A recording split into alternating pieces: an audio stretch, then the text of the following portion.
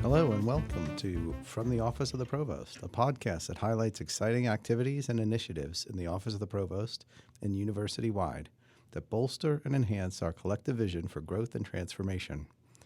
I'm your host, Interim Provost Joe McCarthy, and today I'm joined by Kornelia Tancheva, Hillman University Librarian and Director of the University Library System. Kornelia joined the university in May of 2017.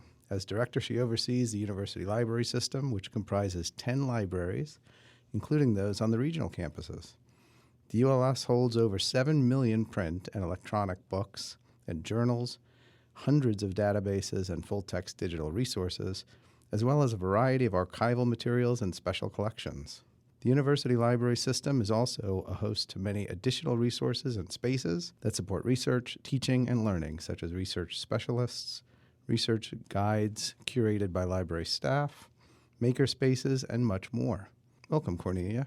Thank you, Joe. I'm so excited to be part of this series. Well, Kornelia, we're fortunate to have such a robust library system that services all of Pitt's campuses. Could you detail some of the specific supports available to the Pitt community? That's a question that we probably need hours and hours in order for me to detail everything that we offer. So I'm going to try and be very selective and just touch on what I think might be of most interest to our audiences and what I also think is very important for them to know. Obviously, everybody knows that the library provides general and unique collections, and you mentioned some of the numbers there. But if there's something that any of our constituencies want and we don't have it in our collections, please don't forget that we also offer interlibrary loan or easy borrow. In other words, we can get it for you wherever it is in the world.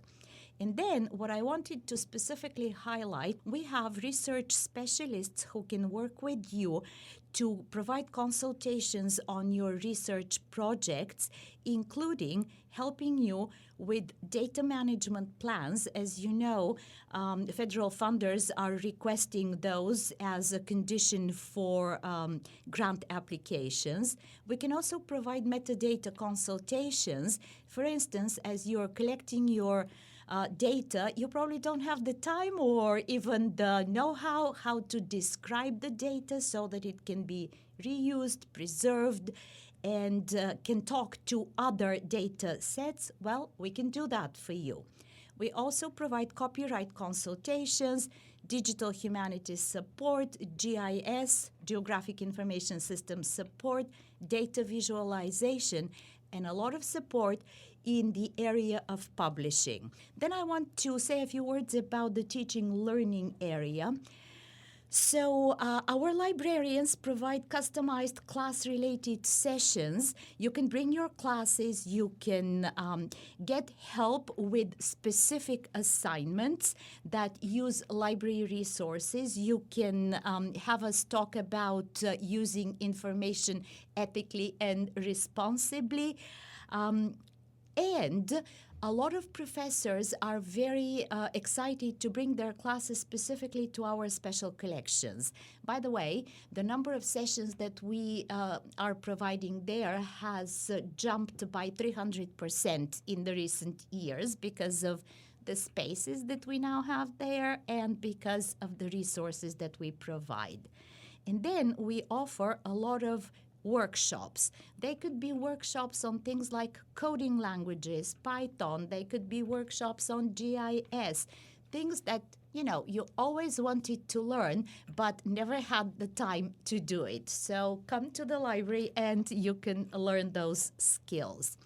I specifically also want to mention a few what we call experiential learning opportunities for students that include internships with the library, co-ops, residencies, graduate student assistantships, as well as opportunities to curate exhibits, both analog exhibits and digital exhibits on our digital interactive wall. We have spaces and programs that support the acquisition of curricular and extracurricular skills or the enhancement of those skills.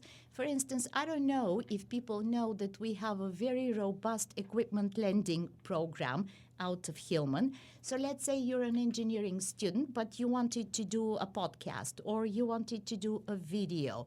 Please come to the library and borrow our equipment. We can also provide some help with how to use it. And then the various spaces that we have created in the renovated Hillman are also probably going to be of interest. Okay, that's fantastic. I'm always pleasantly surprised by how much I learn doing these podcasts. Speaking of the renovation, though, as many in the Pitt community know, and a good chunk of us can often hear, the Hillman Library is undergoing renovations, as you mentioned, with the final phase underway. Can you give us a look into the progress and what's in store for the library? So every time I talk about the project, the first question that people ask me is, when is it going to be over? Okay, so I'm going to say it's supposed to be over in spring of 2025. That's the latest news. You heard it here. We'll see whether this works out. So the floors that are open now are 4th, 3rd, 2nd, and 1st, and the only floor that is under renovation in this final phase is the ground floor. The spaces that are available to you are multiple study spaces and multiple individual and group configurations. We have increased the number of group study spaces by hundreds of percentages there, so come reserve the rooms. They're extremely popular, by the way, so you have to reserve in advance. The 4th floor is primarily the so-called quiet study floor. On the 3rd floor, you will find our special collections and our exhibits, as well as our collaborative space with the Center for Creativity, the Text Context Lab, which we affectionately call the Book Lab. This is a space that allows you to learn skills that are adjacent to librarianship, to resources in libraries, but also let you engage in creative pursuits. So there you can learn how to make paper, how to print books, how to bind books, how to digitize books by taking your product to our open lab and explore the connection between the analog and the physical world and how the message changes when the format does. On the 1st floor, you will find another collaborative space that we have with the Center for Teaching and Learning, the so-called Open Lab at Hillman, where you would find innovative technologies for teaching and learning, such as virtual reality stations, 3D printers, 3D scanner.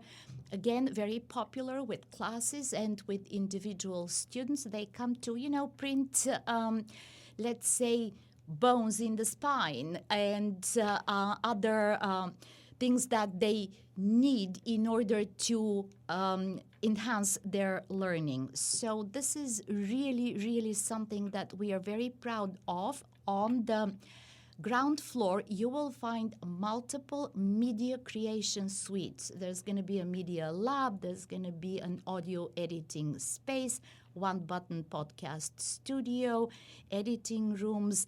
There's also going to be a data science lab.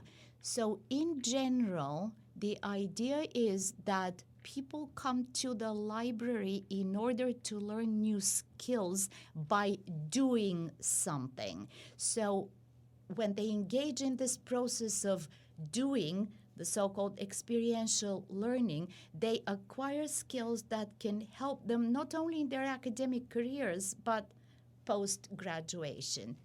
Thanks, Kornelia. I remember back when you and I first met, and I think it was 2017, you did outline your vision of the library being this hub for both learning and research, and I love to hear how that's coming to fruition. Another initiative of yours over the last couple of years has been acquiring a number of special collections, and you mentioned special collections a minute ago. Can you give us some highlights on some of the recent acquisitions? Special collections play a really important part in what research libraries today are, because the general collections that we have are often overlapping. Almost 80% of the collections are shared between all the research libraries in North America. And because we have this robust system of resource sharing, we don't have to have everything here in order for you to get access to it. So we are focusing on acquiring unique special collections and archives. Of course, the greatest acquisition in recent years is the August Wilson Archive, but before that, actually, we acquired the George Romero Archive, and around that one, we started building the Horror Studies Archive, which is the premier horror studies archive in the country. What we are really interested in is having archives and special collections that are used not only for research. Obviously, the ones that I mentioned are used for research, and we have others that are of historical strengths to us, like the Children's Lit Collection or the Archive of Scientific Philosophy. It's very obvious how these are beneficial for research. We build those archives in order to attract not just the new faculty or the current faculty that are working on those topics, not just the researchers from around the country or around the world, but also for students to get inspiration from those special collections. So we're really focused on bringing our students as well as the community and high school students into special collections so that they can learn how to work with artifacts, with special collections, how to get their research projects done, but also maybe they find some creative inspiration. So we have students who are looking at our archives and writing plays that are based on some special collection. And as an aside, another dimension, if you will, of this living archive is the fact that we are offering creative fellowships to local artists to come use our special collections and create different works of art that just take inspiration from the archives. So we've worked very hard to come up with strategic directions into which our special collections and archival collecting go, because there are so many materials out there, we can't really acquire everything. We want to be very intentional and deliberate about that. Nice, thanks. Let's take a step back and think about the whole university for a moment. As director of the university library system, you're in a unique position in that you oversee libraries on all 5 campuses. With each campus varying in need and size, how do you maintain access for and support of Pitt students, faculty, and staff? So that's a great question, Joe, and I think that very often the reality of one library system, university library system, is lost on a lot of people who are thinking about a specific location or a specific library in that location. First of all, I want to mention that the university library system and, for instance, the health sciences library are separate as far as administrative reporting goes, but that doesn't and shouldn't in any way or form impact users. We work collaboratively with health sciences in order to provide access to all the resources that we share subscriptions to for everybody. And the same is true for people on the regional campuses or for, let's say, students in engineering. Even though there's an engineering library, this is not the only resource that you're using. You're using the resources of the whole university library system, plus health, if you need anything in that area. But it's not just the resources. it is also the expertise. For instance, we don't have data management specialists in each of our 10 locations. We have a core group of people that services the needs for data management plans, both on the, let's say, Bradford campus and the Greensburg campus, and on the Oakland campus. Same with all the other services that we provide. Think of the library as one big source of expertise for everybody. It doesn't matter where you're located. Even if you need something that's a physical book, let's say, and you are, I don't know, you're in Johnstown, and the location of that book is in Fine Arts, which is part of the university library system, we'll ship it to you.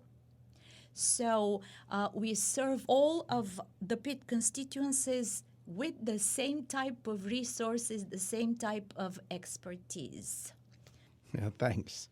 We've certainly covered a lot, but I'd like to look into the future here for a second and ask you, what are some opportunities coming ahead for the library? Obviously, we want to have this Hillman renovation project finished, right? But I have to mention that many of our other physical locations also need a lot of tender love and care. For instance, when we think about the engineering science library, or even fine arts, or even music, all the campus libraries, are there opportunities to renovate those and bring them up more to par with what a research library location should be? So these are two things that are very internally focused. But then, strategically speaking about the role of the library within Pitt, I would like to see us be a more integral, even greater partner in the research enterprise at the university. Librarians have this information management expertise that is of great use to our researchers, and we just need to be emphasizing those types of services. We also want to look as strategically at our general collections as we have done with our special collections, and make decisions on where we're going to build the strength of our collections, where we're going to rely more on interlibrary loan or easy borrow or other resource sharing opportunities. And on the national stage, there are three big areas in which we are playing a great role, but I would like to see us contribute more. One is open scholarship, the other is copyright in the digital age, and then freedom of speech and expression. With the current climate of book banning, there's a lot of advocacy that libraries can do. Thanks. I know that we've only scratched the surface on what's going on in the ULS. So how can people learn more and get connected with the library system and take advantage of the services that you guys offer? So all of the departments on all the campuses have a librarian that's their department liaison. So you should find out who that person is. Go to the library website and find the liaison for your department or school or campus and start there. Any question that you have, if they cannot answer it immediately, they will point you to the group of people or the person who can answer that question. Then we also have something called the Student Library Advisory Board. I'm very excited about that. I've been working with them for the last, 5 years. And we ask them for feedback on things that we are thinking about. They bring in concerns. Of course, you can learn a lot more about our services on our website, library.pitt.edu. You can use our Ask a Librarian service, which is a virtual help tool. And in general, because I can absolutely not enumerate everything that we can do to support your academic and post-graduation careers if you're a student, think of the library as your community resource. If you have an idea for an exhibit or an event, if you want to somehow connect that to our special collections, or if you have an idea about a thematic celebration of some sort, I don't know, Women History Month, African American History Month, etc., etc. If you are a faculty who would like to try a new approach to research, do something with digital humanities, get in touch with us. Chances are we can help, or we'll know who to refer you to. Well, thank you so much, Kornelia, for joining me today and sharing the great work that you and your team are doing in the university library system. And as usual, thank you, listeners, for tuning in. I'm Interim Provost Joe McCarthy, and this has been From the Office of the Provost.